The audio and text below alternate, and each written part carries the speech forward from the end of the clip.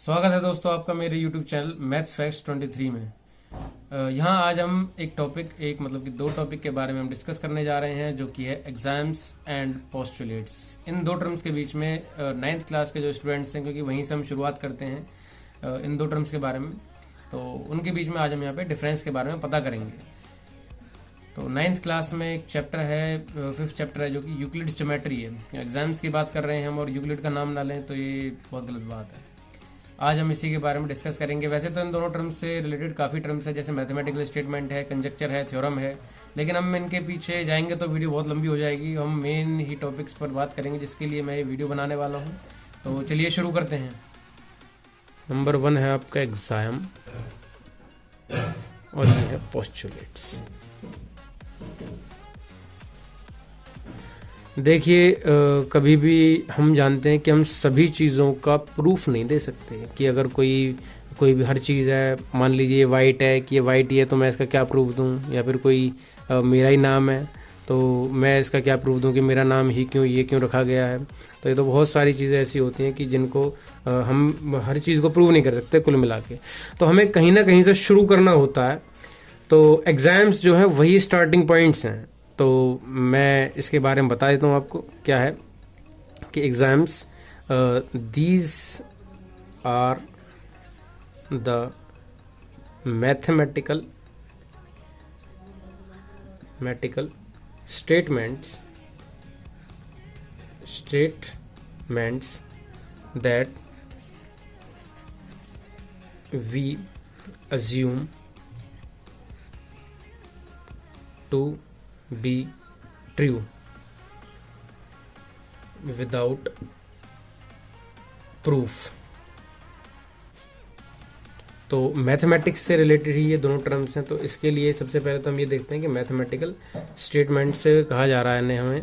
तो हम चाहें तो इसको भी वैसे डिफाइन कर सकते हैं कि मैथमेटिकल स्टेटमेंट है, लेकिन मैथ से रिलेटेड कोई भी स्टेटमेंट है तो उसके लिए आप इसको कंसिडर करें। ज़्यादा गहराई में नहीं जाएंगे हम अभी।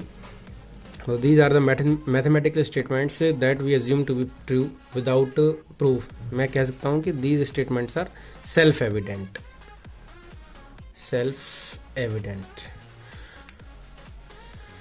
फ्रेंड्स, मैंने यहाँ पर वो सारे एग्जाम्स लिख लिए हैं जो आप पढ़ चुके हैं अपनी 9th क्लास में। The things which are equal to the same thing are equal to one another. देखिए, आप खुद सोचिए एक बात को कि इस चीज़ को हम मतलब इस चीज़ को आप प्रूव नहीं कर पाएंगे। फॉर एग्जांपल जैसे मार्कर है, आप देख रहे हैं, अगर मैं 2 और मार्कर लेता हूँ, उसको इससे नापता हूँ, फिर दूसरे वाले को इससे नापता हूँ, तो वो दोनों आपस में भी इक्वल होंगे क्योंकि मैंने उसको सेम थिंग से नापा है। ऐसे ही if equals are added to the equals the wholes are equal, ये भी एक सेल्फ एविडेंट ही स्टेटमेंट है। If equals are subtracted from the equals the remainders are equal. Things which coincide each other are equal to one another. तो खुद देखिए कि अगर हम कोई दो चीज़ें एकदम मान लीजिए कि आइडेंटिकल चीज़ें दो, अगर मैं उनको कोइंसाइड करवाऊंगा, जाहिर सी बात है वो कोइंसाइड कर जाएंगी। या फिर उल्टा सोचिए इसका कि अगर कोई भी दो चीज़ें हैं कोइंसाइड कर जाती हैं, यानी कि एक दूसरे के इक्वल आ जाती हैं, जैसे मेरे हाथ ये एक दूसरे को कोइंसाइड कर जाएंगे तो दोनों हाथ मेरे बराबर हैं। आप खुद देख सकते हैं इनको, ठीक है।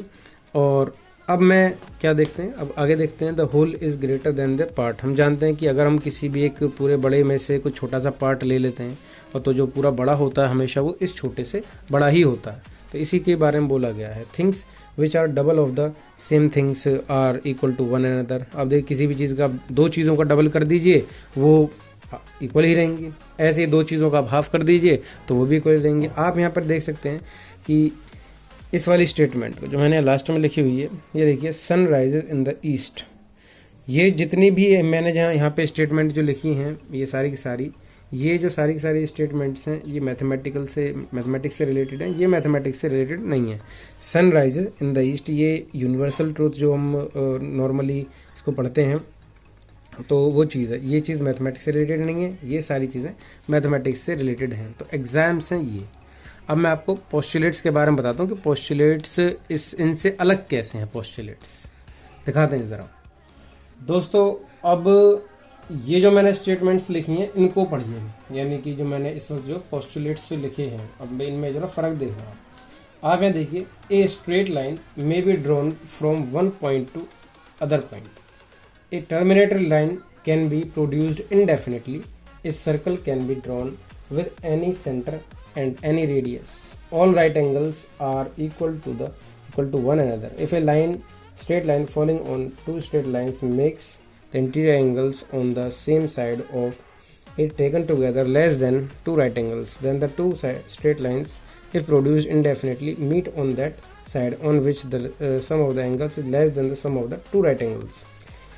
यहाँ पे आप देखिए कि पिछली वाली जो हमने स्टेटमेंट्स लिखी थी और ये जो स्टेटमेंट्स हमने लिखी हैं, इनमें फर्क ये है कि यहाँ पर एक टर्म मतलब हम ये देख सकते हैं ये स्टेटमेंट्स एक पर्टिकुलर ब्रांच की तरफ जा रही हैं. मैंने मार्क किया हुआ है इन लाइंस, इन वर्ड्स को. स्ट्रेट लाइन है, पॉइंट है, लाइन दोबारा से आ रही है, सर्कल है, centre, radius, right angles, straight line, angle, sum of angles, इस टाइप से मैंने इनको मार्क किया हुआ है.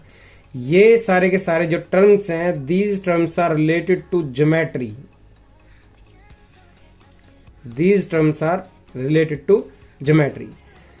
यानी कि अगर मैं पोस्टुलेट को ये कह दूं कि these are the mathematical statements particularly related with geometry, यानी कि these are the mathematical statements that particularly related with the geometry that we assume to be true without proof are known as the postulates. यानी कि इन्हें हम सिर्फ mathematical statements कहेंगे, यानी इन्हें हम कहीं भी इस्तेमाल कर सकते हैं पूरी मैथमेटिक्स की किसी भी ब्रांच में. लेकिन ये जो नाम दिया गया है पोस्टुलेट्स, ये नाम दिया गया है पर्टिकुलरली ज्योमेट्री से रिलेटेड टर्म्स के लिए. इन दोनों में फर्क यही है, जो मेन फर्क है यही है कि पोस्टुलेट्स का जब हम बोलते हैं तो हम ज्योमेट्री के बारे में हम जब बात करते हैं तो वहां से हमने पोस्टुलेट वाले टर्म्स को लिया है. और ये जो एग्जाम्स जो है आपके कहीं भी आप इस्तेमाल कर सकते हैं. चाहे तो आप दोबारा उन स्टेटमेंट्स को पढ़कर और इनमें आप फर्क देख सकते हैं कि दोनों स्टेटमेंट्स में फर्क सिर्फ इतना ही है कि ये ज्योमेट्री से रिलेटेड हैं, ज्योमेट्री से रिलेटेड टर्म्स इसमें आ रही हैं, और ये जो एग्जाम्स आप कहीं भी इस्तेमाल कर सकते हैं. तो दोस्तों मैं उम्मीद करता हूं कि आप सभी को ये जो स्टेटमेंट्स मैंने यहाँ पे बताई हैं, यानी कि एग्जाम्स के बारे में और जो पोस्टुलेट्स के बारे में मैंने आपको बताया, आपको समझ में आया होगा, आपको क्लियर हुआ होगा कि दोनों के बीच में डिफरेंस क्या है. अगर फिर भी आपको कोई ऐसा लगता है कि ये पॉइंट कुछ नहीं आ रहा है किसी तरीके से आपको, तो आप कमेंट सेक्शन में आप बता सकते हैं मुझे, तो मैं उसके लिए आपको कॉन्टेक्ट करूँगा उसी चीज़ के लिए. तो मेरी वीडियो कैसे लगी आपको? अगर आपको इससे कोई नई जानकारी मिली है तो इस वीडियो को लाइक कीजिए, चैनल सब्सक्राइब कीजिए और शेयर कीजिए. Thank you.